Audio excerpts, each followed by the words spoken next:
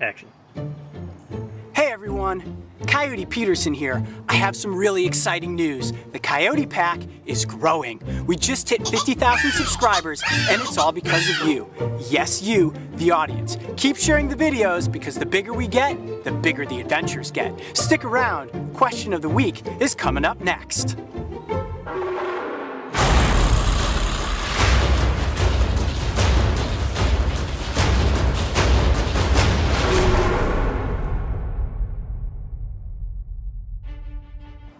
Welcome back. In case you guys missed last week's Behind the Adventure, make sure you check it out. There's still the chance to win those awesome SOG adventure tools.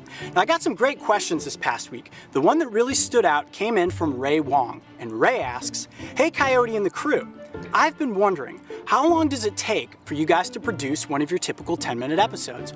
That's a really great question, Ray, and it's tough to answer that one directly because each episode is different. So the crew and I got together and we talked about this, and we kind of came upon the number of 48 collective working hours to make one of the 10-minute episodes that you see every single week. And it's different based on animal and location, but there's 3 different parts that goes into every single episode: pre-production, production, and post-production. First, let's talk about the pre-production. And it starts with the internet and with field guides. I do a ton of research about the animals that I might want to encounter, and then I start researching the locations that we can travel to ultimately encounter these animals.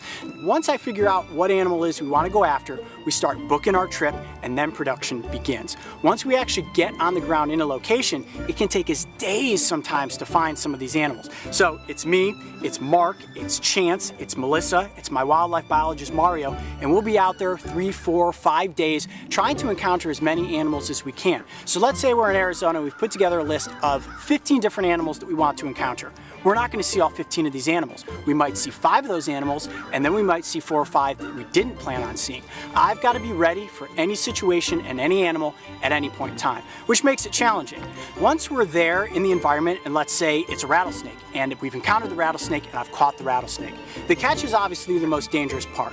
Once I've got the animal in my hands and under control, the camera team can move in close and we begin filming the presentation segment. After we get all of the footage that we needed in the field, then it goes into post-production. This is a whole different ball game. This is where you actually put together the puzzle.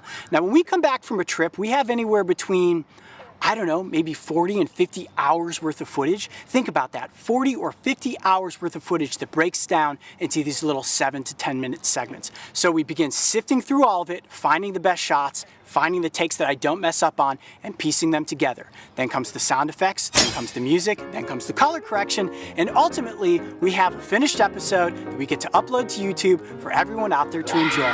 So again, I'd say in total to put together one of our typical 10-minute episodes, it probably takes about 48 working hours. That was a fantastic question, Ray. Keep writing in every single week. I'll be out here in the field answering your questions. I'm Coyote Peterson. Be brave. Stay wild. We'll see you next week.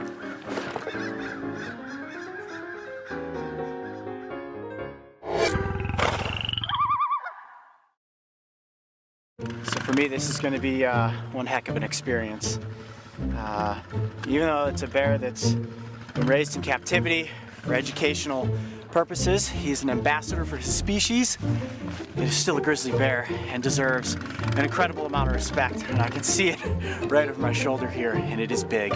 You're gonna come hiking through this game trail here, across this pass. Have a camera down there, getting that perspective. Adam will be coming back from that game trail leading to the bushes. There's good cover there, so we can have somebody back there with him. He's gonna come out as you're passing by, and he's gonna startle you, and you're gonna turn around, and you're gonna do what you're supposed to do.